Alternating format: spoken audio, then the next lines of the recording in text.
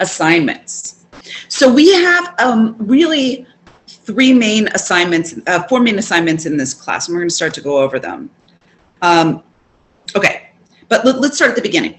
The first thing is when you look at your module, you're going to see pre-class activities, and mostly these are going to be videos and readings that I'm going to expect you to do before the start of each class. So before the class, you should come in having seen any lectures, doing any readings. When we start to do an assignment called the activity facilitator assignment, you're going to need to watch those videos before you start class, and those videos are monitored so I can see whether or not you've watched the video. So just so you know, we have class activities when you look at your modules, and I'll show you in the module, but these are done in class. And there'll be group work, and there'll be games, and there'll be discussions. So you don't need to do it'll say in-class activities until you're in class. So don't worry about those. You'll have post-class activities that are done after the class. They may be discussion boards. We don't usually have them in this class, but you will have a weekly assignment, and I'll explain why. It won't start this week. Continuing assignments that are done throughout the semester, which is the activity facilitator assignment, the formative assessment creation, and your analytics survey. And you will see in your modules as well, advice from past candidates who have taken this class. So sometimes that's worth giving a look and just seeing what people said about each semester, about each module as it goes through. So the first thing that you're going to see in terms of assignments that you're given is a baseline survey. You should be working on completing these. Do not look this stuff up. This is really about what you know. It gives me a sense of how much you know about different types of assessments. And then we get to compare it. So you have a before baseline survey that we start right now in Module 1. And then in Module 12, you're going to resubmit the baseline survey. And the purpose of that is for you and for me to see how much you've grown in terms of understanding about assessments. So if you take a look, you'll see a rubric, and the rubric will be very clear in terms of what it's asking of you. Another assignment, and this is a biggie, is called the activity facilitator assignment. And here is a little video about that assignment.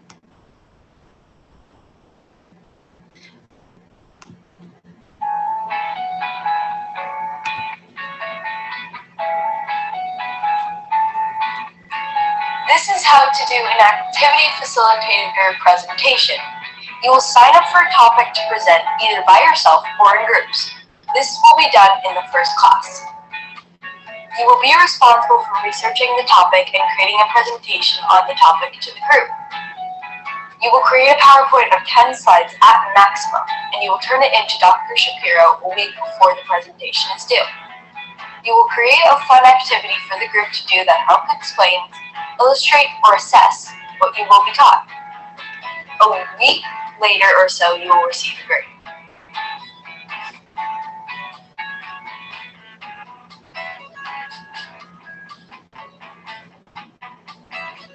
Welcome to my activity facilitator assignment. I will start with a PowerPoint, which I will not read, and instead I will discuss and tell you about my own experiences and points of view. Here goes. I would like to tell you about the history of assessment. In 1843, blah, blah, history, blah, blah, report cards. I remember when I got my first report card. It was all A's. I remember it felt great. But if I got a D, I'd be sad. Blah, blah, more stuff about assessment.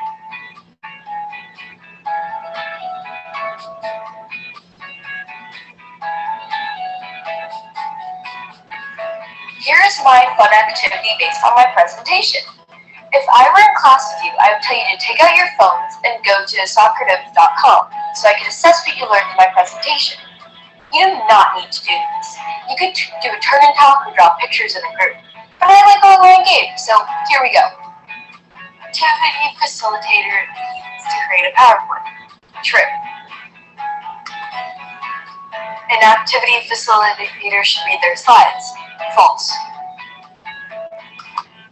An activity facilitator should be dynamic and interesting. True. An activity facilitator should have a great activity associated with their presentation. True.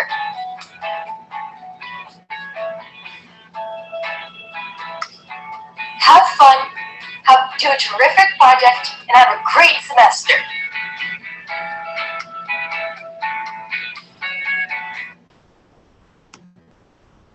All right, that was my child. All right.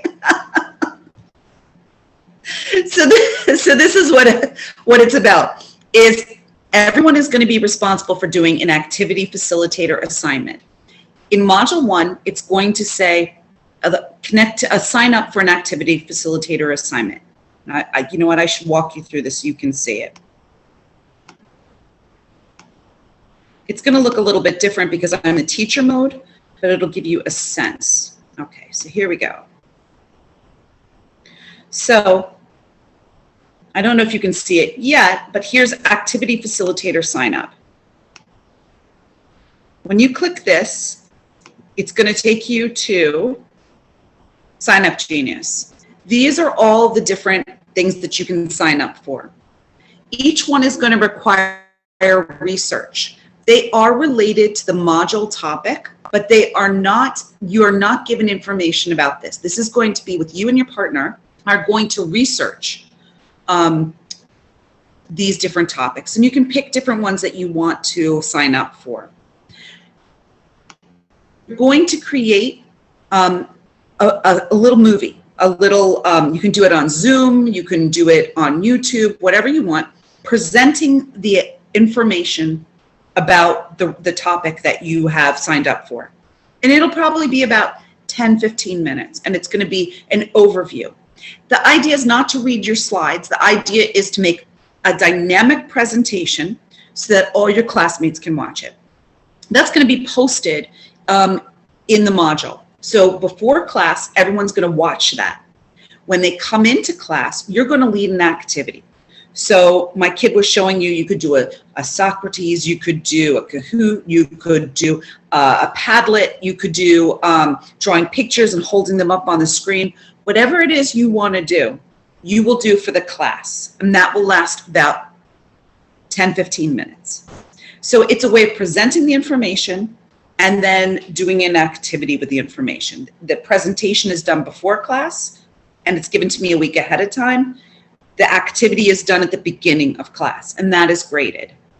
And that counts for 28% of your grade. So it's a big hunk. A lot of them are based around very important lawsuits that have to do with assessment or have to do with education. And they're really helping you to understand a lot of the background of things that we do. So that is the first major assignment. Any questions about that one before I go on? Okay. We'll have lots of time to talk about it too. I'm going to go back to my PowerPoint here. Okay. Okay, so those are the different assignments that you can pick. Now, the next thing that we're going to do is create a formative assessment. And I have another little video. I like to make videos, as you'll see in this class, and use videos.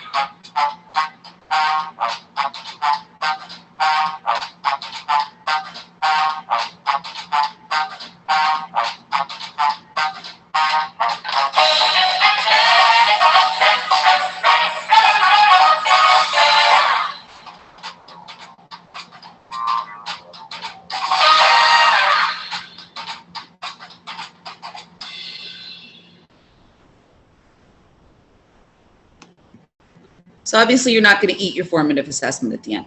But what it is, is you are creating, oh, hello, a formative assessment for a class.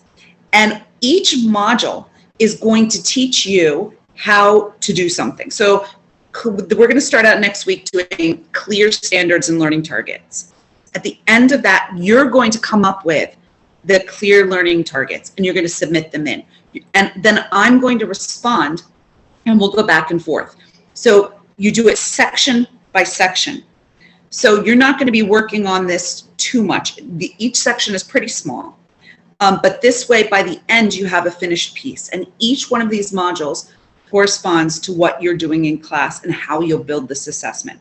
So it should go pretty smoothly. So it seems like a lot of work, but actual fact, it's just little chunks. So that should be doable. In the end of this, we used to have people go into the classroom and use it. I'm not sure if that's going to be possible. We'll have to figure out if all of you in placements? Is anyone not in a school? So when you're thinking about this, since everyone's in a classroom, think about how you can use it in your classroom. So design it for your class. Does anybody work with 2-year-olds? 2 to 3s? You do, Shannon?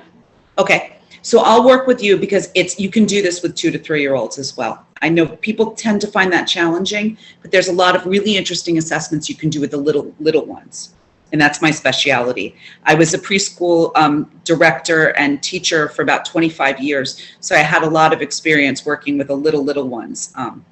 So we'll be working on that as well. All right, back to the PowerPoint. Okay, let's see if I can get back here.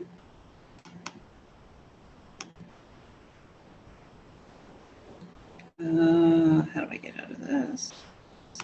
Okay. So this is just how you do it. We're going to do, it's a lot of things. So keep calm, carry on. We'll be doing it in class. Okay. So we do have quizzes and we have some assignments and they will count for 6% of your overall grade. Now, I know that freaks a lot of people out, but this is an assessment course. So you can't have an assessment course without taking some assessments. And we can really use them as a launching off point for discussion. I don't want it to freak you out, but it is something that we will be doing in this class. So how do I grade? How is the course organized? That is me. Well, one is I use rubrics and I really stick to those rubrics. So at the bottom of each assignment, you're going to see a rubric. That is how I grade. So make sure that as you go through, does everyone know where you can find the rubrics in the assignment? Let me just see if I can take you. You can see the module screen? Yeah. Can people, yes, okay, great. So let's say we're doing the baseline survey. At the bottom of this, there's a rubric. So what am I looking for in this? Well, I'm looking for 5 questions. The response has to be 60 to 75 words in order for you to get it 3 points. So, you know, it has to be on time and it has to contain a few errors. It will show you exactly what you need to do so you never have to wonder. Another is exemplars. In almost all of these, you will see how another student turned it in. I do not want you to copy it, but look at the exemplars and it'll give you a sense of how you can do it. Just know that there may be changes from semester to semester in terms of exactly what we want. I'm very big into research. So if the research changes and there's differences in terms of what's a good assessment or what's not, I will tweak it as well. Group conversations and participations are also things that I grade on. I am taking note of how often you talk, who you're talking to, and what your participation is like. So that is something that will impact your grade. So class rules in Zoom, come in on time because we really need you here. You're part of this community. If you're not here, we miss you. Mute yourself when you're not talking so that we don't hear the background noises. And if you're confused, stop me. Don't let me just continue on. And if I'm muted, stop me. And if you can't understand, if my sound goes out or whatever, just put it in the chat so I know what's going on. We have discussions and small group work. Think about what worked best for you and reflect on that. I'm getting to the end. I know a lot of you are tired. Think about the worst group conversations and reflect on what made these conversations unsatisfactory.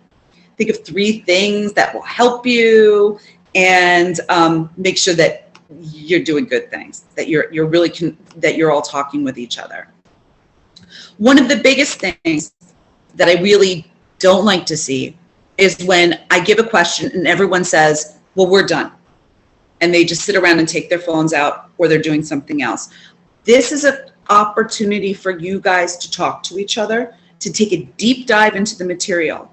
So if you're done, think about, could I take this deeper?